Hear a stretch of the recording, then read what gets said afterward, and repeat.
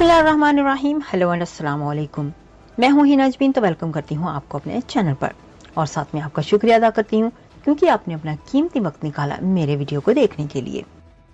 UK के शहर Bradford में आज तूफान आया हुआ है, आप ये वीडियो देख सकते हैं।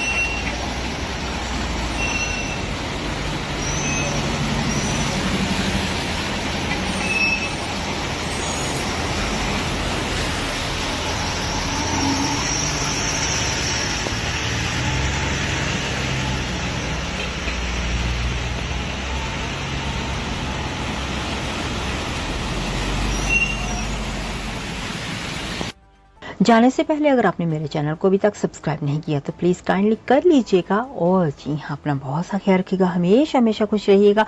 नेक्स्ट वीडियो तक के लिए मुझे इजाज़त दीजिएगा। अल्लाह हाफिज़।